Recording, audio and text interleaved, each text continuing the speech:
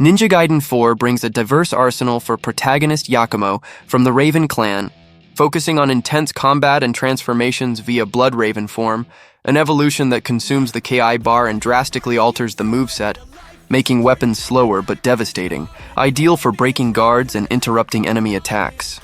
There are 5 main weapons in total, but Ryu Hayabusa, playable from Chapter 14 onwards, uses only one: the iconic True Dragon Sword, which is not included in this main list, as his moveset is simpler and focused on ninpo. I made this ranking based on general strength criteria: damage, versatility and crowd control, usefulness against bosses, and enemy mutilation, considering upgrades and Blood Raven form. It reflects my opinion, where ranged weapons are seen as worse in frantic melee combat, while high raw damage weapons dominate in high difficulties like Master Ninja. Each weapon can be swapped on the fly with D-pad for hybrid combos. The assassin's tools are the ugly duckling that nobody wants to admit they like. Giant shurikens and explosives for ranged attacks and crowd control. Excellent for beginners in open areas, but weak in close quarters due to low individual damage and slow reload. Blood Raven form transforms them into mechanical arms with hooks, improving pull-in, but they are still weak against bosses. Ideal for side missions, not for the core loop.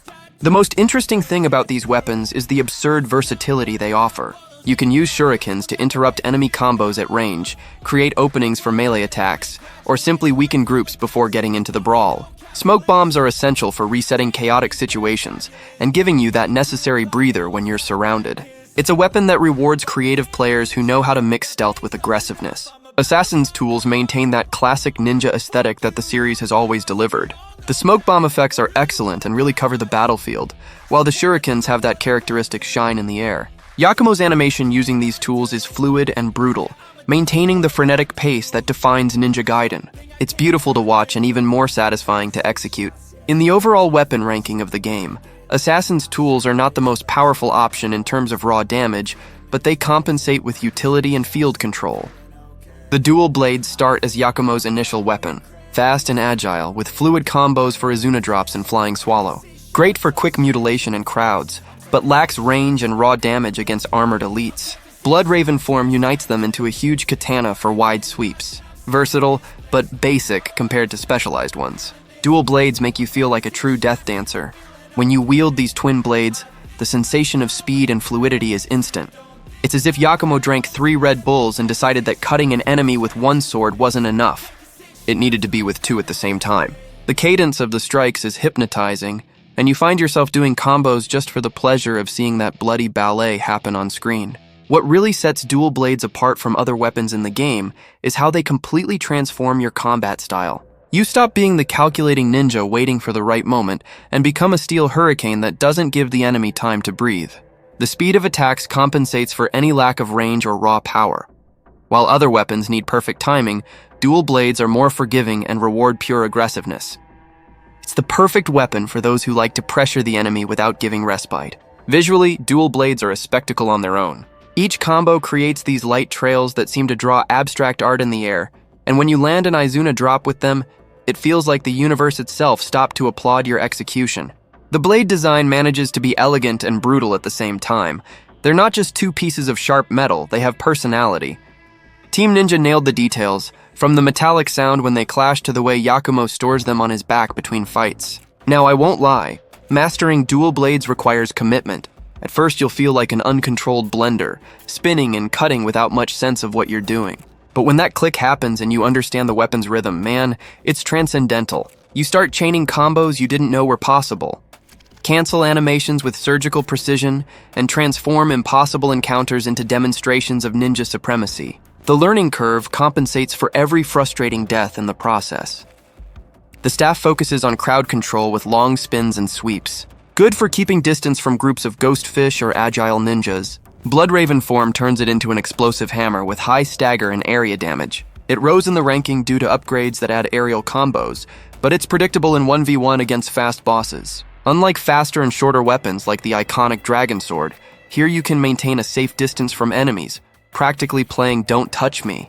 With each long strike, I feel like I have an almost artistic mastery of the arena, opening space and controlling crowds. If there are many enemies on screen, the staff becomes your best defensive shield.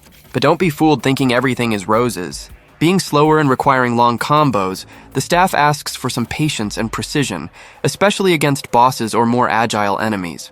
It becomes almost a mental game, predicting what the opponent will do, preparing that long combo, and if you hit everything, seeing enemies flying through the scenery.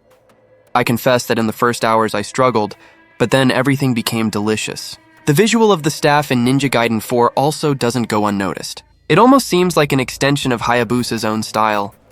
Simple, but elegant, with those golden details that shine between strikes. It's funny how such an apparently basic weapon can transform into pure spectacle depending on your skill. Hitting a perfect aerial combo almost makes you want to record it just to watch later. It's a weapon that represents evolution within the game. Defeating those bosses that previously seemed impossible using only the staff brings a different pride. It's not just about the damage, but about the feeling of having mastered a different art within Ninja Gaiden 4. Whoever seeks difficulty and variety and doesn't want to fall into monotony will love mastering this weapon as much as I enjoyed it. With its piercing style with quick thrusts and precise counters, it's perfect for parries and punishing enemy guards. High limb mutilation and good against agile bosses. Bloodraven form extends it into a spear with insane reach and potent interruptions. Almost OP in New Game Plus, but loses in pure damage to the top of the list. The Rapier is that weapon you look at first and think, this won't do any damage, but then you start using it and realize you're completely wrong. It's a thin, elegant sword that seems fragile compared to the dragon sword or those heavy weapons in the game. But man, this beauty is deadly when you get the hang of it. Its combat style is totally different from what you're used to in Ninja Gaiden 4. Instead of brute and direct, you need to be more technical, more precise with strikes. What makes Yatousen really shine is its absurd speed. Combos flow so naturally that you can chain endless sequences without giving the enemy a chance to react. It's that type of perfect weapon for those who like to maintain constant pressure on the opponent, not letting them breathe. And look, against faster enemies or those who keep jumping everywhere, the Rapier is simply superior. You can keep up with their pace without losing timing. Now, I won't lie to you, its individual damage isn't that great. If you're used to deleting bosses with 2 or 3 hits from heavy weapons, you'll find it strange at first. But it compensates a lot through accumulation. You keep hitting, and when you see the guy has already hit the ground. It's a weapon that rewards those who have patience and master the game's combat system well, not for those who want to solve everything with brute force. One thing I love about Yatousen is how it forces you to play better. With slower weapons, you can afford to miss a strike here and there, but with the Rapier, you need to always be alert, always in the right rhythm. It teaches you to use dodge more efficiently, to create openings in enemies, to really understand attack patterns. It's almost as if the game gains an extra layer of depth when you master this weapon. In the end, the Rapier is not the strongest weapon in Ninja Gaiden 4 in terms of pure damage, but it's definitely among the most satisfying to use. When you get that perfect flow, chaining infinite combos, dancing around enemies while landing thrust after thrust, it's a unique feeling. It may not be ideal for all situations, but in the right moments, against the right enemies, Yatousen transforms you into a true sword master. It's definitely worth investing time mastering it. Yakumo's signature weapon, with perfect balance of speed, damage, and infinite combos, dominates bosses with charged ultimate techniques and excels in obliteration kills. Bloodraven form adds cursed slashes that ignore defenses. Reviews call it the evolution of the dragon sword, essential for Master Ninja. What impresses most about Takeminakata is how it allows that characteristic combat flow of the franchise. Strikes are fast and precise, allowing you to dance between enemies with absurd fluidity. The sensation of cutting through multiple adversaries with well-executed combos is visceral. Each strike seems to have real weight, and when you chain ground attacks with aerial movements, the Katana responds immediately. It's a weapon that rewards those who master timing and learn to read enemy patterns. Its versatility is another strong point that deserves mention. You can use Takeminakata both for quick and aggressive confrontations and for a more defensive and calculated approach. Counterattacks with it are devastating when executed at the right moment, and the ability to interrupt enemy combos with well-positioned strikes completely transforms the rhythm of battles. It works well against practically any type of enemy, from common grunts to more complex bosses. Visually, Takeminakata has that classic and elegant design that doesn't try to be exaggerated.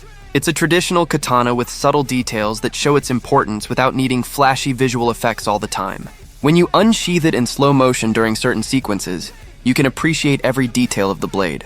Cutting effects are satisfying, especially when you execute finishers or charged attacks that literally split opponents in half. Takeminakata is more than just the game's initial or main weapon, it's the heart of Ninja Gaiden 4's combat system. Even when you unlock other more exotic and powerful weapons, you always end up returning to it in crucial moments. It's that feeling of comfort and mastery that only comes from a perfectly balanced and responsive weapon. Let's go light up the darkness, make true of an empty promise, with gods in the weekend.